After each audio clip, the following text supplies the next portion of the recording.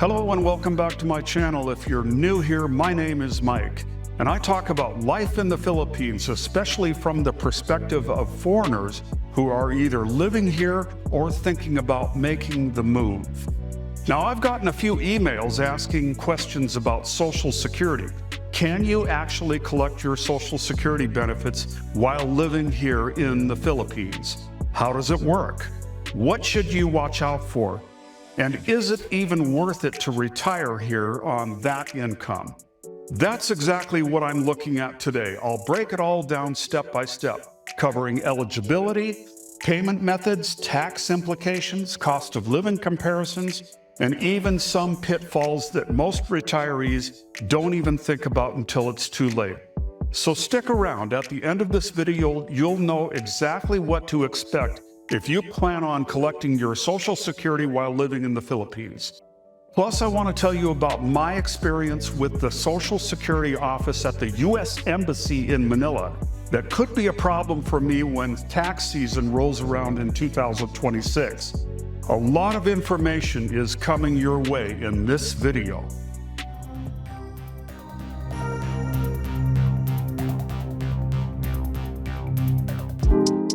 So can you receive U.S. Social Security in the Philippines? Let's start with the big question. Is it even possible? The short answer is yes. The U.S. Social Security Administration does send payments to retirees living in the Philippines. In fact, there are already thousands of Americans already collecting their SSA benefits right here in the Philippines every month. Here's how it works. Social Security benefits are generally paid out to eligible retirees, no matter where they live in the world. The Philippines is on the list of countries where direct deposits are allowed. That means your monthly payment can be wired straight into a local bank account or into a U.S. bank account that you can access from here. That's how I'm doing it. My SSA deposits are going straight into my bank in the USA. Then I simply just use ATMs. Okay, now let's talk about eligibility and requirements. Of course, being able to collect depends on your eligibility. The same rules apply whether you're in the US or overseas. Here's a quick recap. You need to have worked and contributed into Social Security for at least 10 years or 40 quarters. You can start collecting as early as age 62, but your monthly payment will be reduced compared to waiting until full retirement age, which is currently 66 or 67, depending on when you were born. If you wait until age 70, you can maximize your benefits with delayed requirement credits. Now, here's something that many people don't realize. If you're an American citizen, you can collect abroad with no issues.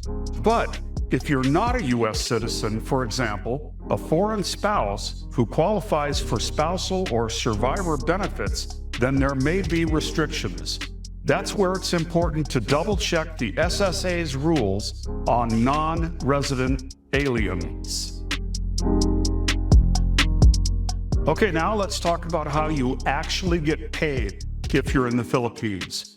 So let's go ahead and talk about mechanics. How do you actually receive your Social Security money while living here? You've got a couple of options. Number one, a U.S. bank account. You can do it the same way that I am. Many retirees simply keep their benefits deposited into their U.S. checking account. Then they withdraw cash through the ATMs in the Philippines or transfer larger amounts through services like Wise or direct wire transfers. The upside, your money is safe in the U.S. banking system. The downside, ATM fees and currency conversion fees can add up quickly. Your second option is direct deposit straight to a Philippine bank. The U.S. Embassy in Manila works with several local banks to allow direct deposits of Social Security payments in pesos. This can be more convenient, but you'll be subject to the local exchange rates. It's also worth considering that the Philippine banking system doesn't have the same deposit insurance limits or protections as U.S. banks. My personal advice, keep your main account in the U.S. and only transfer what you need each month into a local bank for day-to-day living. That way you minimize the risk, but still have easy access to your funds. Okay, so now let's talk about taxes. Do you owe the IRS? Now, before I get into this answer, I just want to say that I have ChatGPT write part of my scripts. Sometimes I'll add to the script and change some of the sentences to personalize the script, making it my own. So here's what ChatGPT said about taxes for retirees collecting Social Security and living in the Philippines. Most Americans living in the Philippines do not owe U.S. taxes on their Social Security benefits, especially if that's your only source of income. The U.S. has a treaty with the Philippines, and in most cases, your Social Security income isn't taxed by either country. Really? You won't have to pay taxes in either country? Sounds too good to be true. But here's the catch. If you have, say, additional retirement income, say from a 401k, an IRA, or rental properties back in the States, then you may owe taxes on that. You're still required to file a U.S. tax return every year if your income is above the filing threshold, even if you're living abroad. The Philippines doesn't tax your U.S. Social Security, but if you're earning locally here, that's a different story. Bottom line, Social Security alone, probably not taxable. But if you've got other income streams, consult a tax professional who understands expat taxation. Okay, the cost of living. Can you survive on Social Security alone? All right, so let's talk about the million-dollar question. Or should I say the $1,900 a month question. Can you actually live comfortably in the Philippines on Social Security alone? That depends on two things: how much you're getting and what kind of lifestyle you want. Let's break it down. The average monthly Social Security benefit in 2025 is around $1,900. So in many parts of the Philippines, that's more than enough to cover housing, food, utilities, transportation, and even some leisure. Here's a rough monthly budget if you're living in a mid-sized city like Cebu. Rent for a decent condo, $500. Utilities and internet, $100. Food and groceries, $400. Transportation, $100. Healthcare, $150. Entertainment and extras, $300.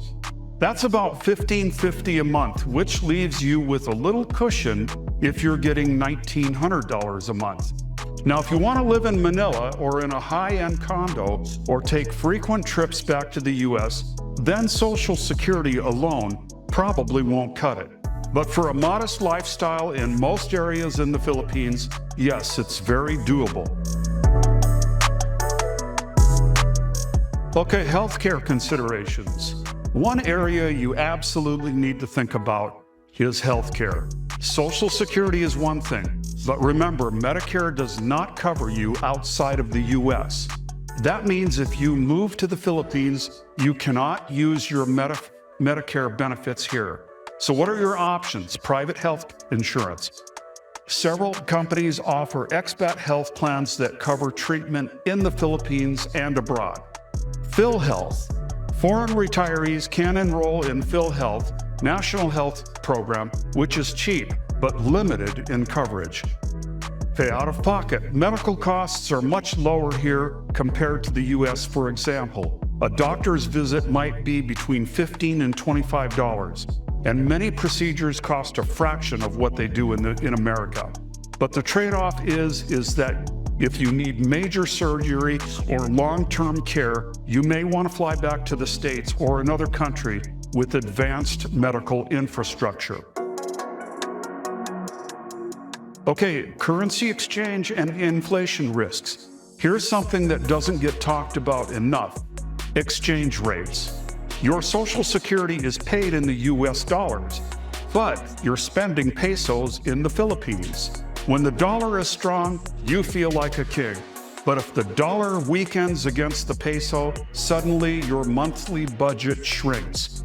For example, at 56 pesos to the dollar, your $1,900 gives you 106,400 pesos. If the rate drops to 50 pesos, now you're only getting 95,000 pesos. That's an 11% drop in spending power without your Social Security changing at all.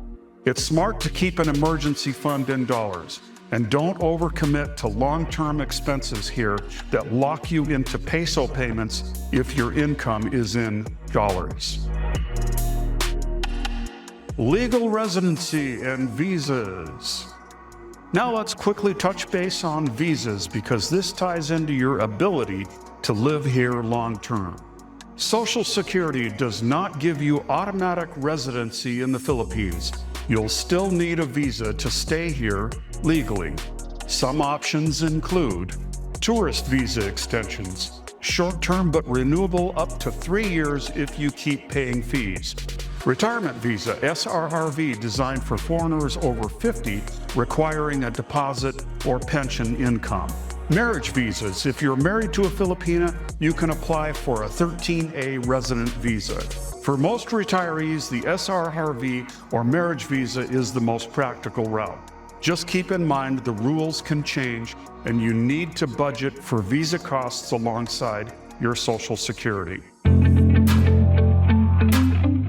Common pitfalls for that retirees face. Let me also give you a few warnings because I've seen people run into these problems. Overestimating their Social Security income. Remember, you can only get the amount you're eligible for. Don't assume it'll be enough without running the numbers first. Underestimating healthcare needs, medical emergencies are the number one reasons why retirees go broke. Currency swings, a few peso difference in exchange rates might not sound like much, but over the years it can add up. Banking headaches. Sometimes U.S. banks freeze accounts if they detect frequent withdrawals from overseas. Always keep your address updated with them. Not planning for the future, living cheaply in your 60s is one thing. But what about when you're in your 80s and need more care? So can Americans collect Social Security in the Philippines? Absolutely. Thousands already do. The key is planning ahead. Keep your money safe in a U.S. account and transfer wisely. Understand the tax situation so you don't get surprised. Budget realistic for your lifestyle. Make healthcare a priority because Medicare won't help you here in the Philippines. And always have a backup plan in case exchange rates or personal circumstances change. The bottom line is this: Social Security can go a lot further in the Philippines than it does in the U.S. And for many retirees, that's the difference between scraping by and actually enjoying life. But it's not a magic ticket. You've got to be smart about it. One more thing that I want to tell you about as this pertains to my situation. I've tried to log in lately to my Social Security, and it's been asking for additional security by sending me a text. But the problem is that the text isn't coming through to my new Philippine phone number. Now, my deposits are still going into my account every month, so that's not the issue. Here is my issue. I think the only way that I can resolve my login problem is to visit the Social Security office at the U.S. Embassy in Manila.